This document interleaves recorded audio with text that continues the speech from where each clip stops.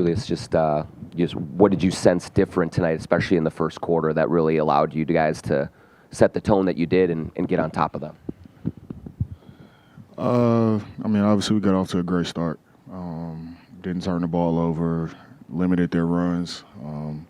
But I just think we came with the right intensity on the defensive end and sustained it, for pretty much a full 48 minutes.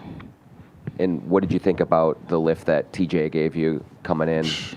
Huge for what he was able. We knew that we would need him this series, and Coach obviously has a lot of trust in him. So for him to be ready for his moment and come in and give us the lift he did, he brought a lot of energy to the game, intensity. He was just a huge boost for our team today. So super happy for him. Julius, huge bounce back game. Coach Finch said he talked to you earlier. Just wanted to kind of get your thoughts on, the conversation you guys had, but then also what you saw out there tonight that was different from game 2. Me and Finch been, through all the ups and downs this season. He knows who I am. I know who he is. Me as a competitor, obviously I want to play and do anything I can to help our team win. And I know he trusts me to do that, and I also know I trust him to do what's best for the team at all times. I know he doesn't have any ill intent. Obviously I want to play, but for me, it's about the bounce back, how you come back the next game. And I just wanted to come out aggressive. It's not really that they did anything different or myself. I just wanted to be aggressive. And try to do that throughout all the game. Julius, in game 2, 6 points. Obviously, you got benched in that fourth quarter, but you bounced back in a big way here with 24 altogether. What can you say about your mindset coming into this game and how that was able to help you perform the way you did? Yeah, I just wanted to be aggressive. I think that was just really what it was from the start. I just wanted to be aggressive.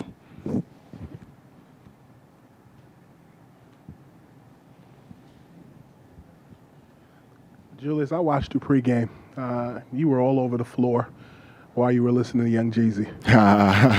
was that in the game plan? Was that somebody else's mix? Tell me. Walk me through that. Shout out Flight. We all, will come with suggestions of what we want to listen to.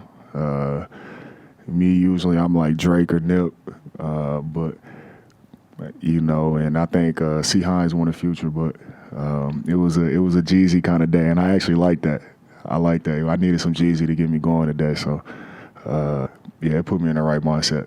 If I could follow up on that, what was the difference, I guess, musically between games 1 and 2 and then game 3? What was the difference in playlist, and what got you so lifted in game 3? I just know I had to get it out the mud, so he put on Jeezy. And it just got my mind right. So it really don't matter. I just knew I had to come out with the right mindset and just be aggressive. And shout out Flight. He got me going. Julius, you had a moment where you said, we're at home now. And what were the emotions running through your head? Because you looked really passionate and fired up. I just really wanted to feed off the energy from the crowd. Obviously, I love being home, but it don't matter where we at. I'm going to try to approach the game the same way. But, the crowd, the home energy, it had me going today. It gave me a lot of juice, and, I just wanted to feed off of that energy. I know our team feeds off of it, so, I was just having fun out there. Julius, how long after the shocking trade did it take you to say this is going to be okay? Probably, I think I got to Minnesota 2 days later.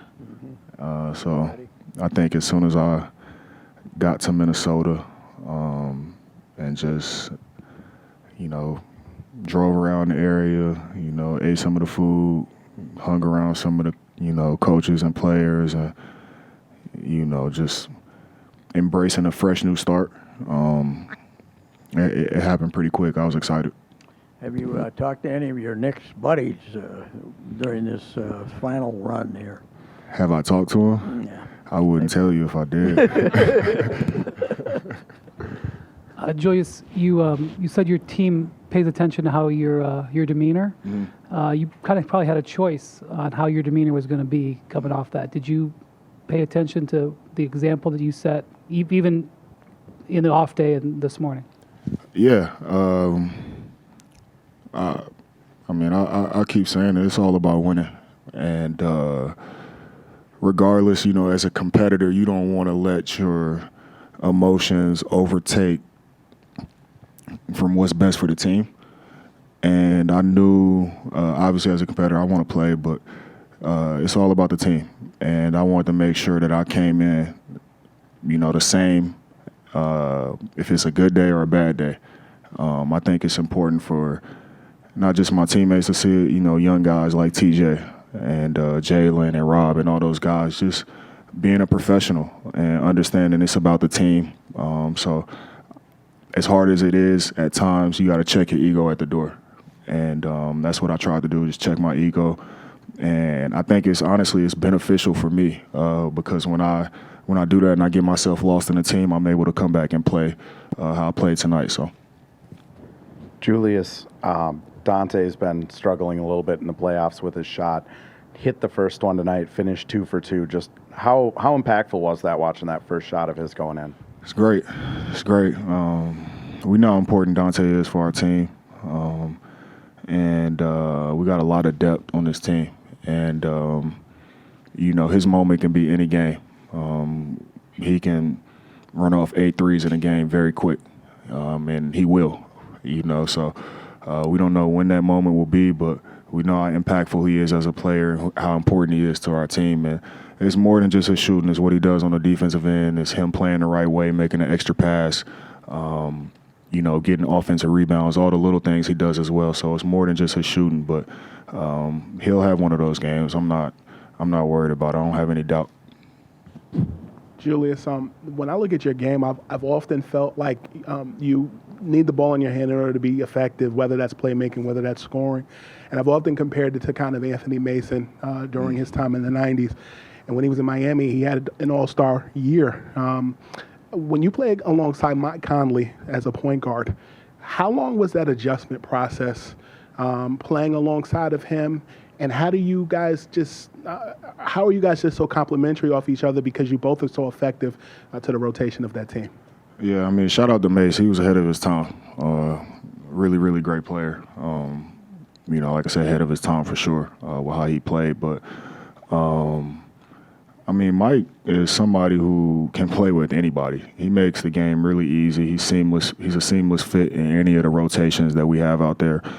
He can play on the ball, off the ball. So the biggest thing for us is we learned each other's strengths and weaknesses and learn how to help each other out there. A lot of times, I want Mike to bring the ball up and have the ball in his hands. He's going to make the easy play, the right play. I know if I set a good screen, he's going to get me downhill in the pocket, or if I get a switch, he's going to get to right space and let me have those ISOs when I need them. So, and he's always going to be in the right place when I have the ball. I know he can bail me out. If I get it in the crowded paint, he's right there for catch and shoot threes. So he just makes the game easy for me, and I just try to always almost rely on that as like a safety valve because he's just seamless in everything he does. He's never in the way. He's great. Julius, you talk about keeping your ego in check. Chris Finch was just talking about Ant, and he's seen a maturation process. You're just seeing him first time this year. What do you like most about him in terms of being positive, taking the leadership role, and being able to bounce back from the first 2 games as well?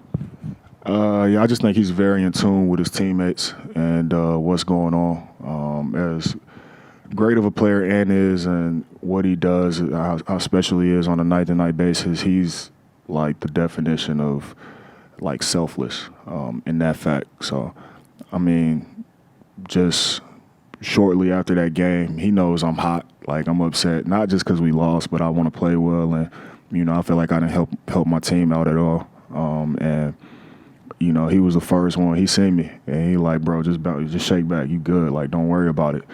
And, as the flight went on, I was able to like start smiling and laughing again, and we playing cards and all that stuff. So he's very mature and very in tune with the team, and as a leader of the team, you need that. Julius, just talked to Mike Conley, and he said the thing about a win like that is that now we know we can do it. Did the bar get raised tonight? We ain't did nothing yet.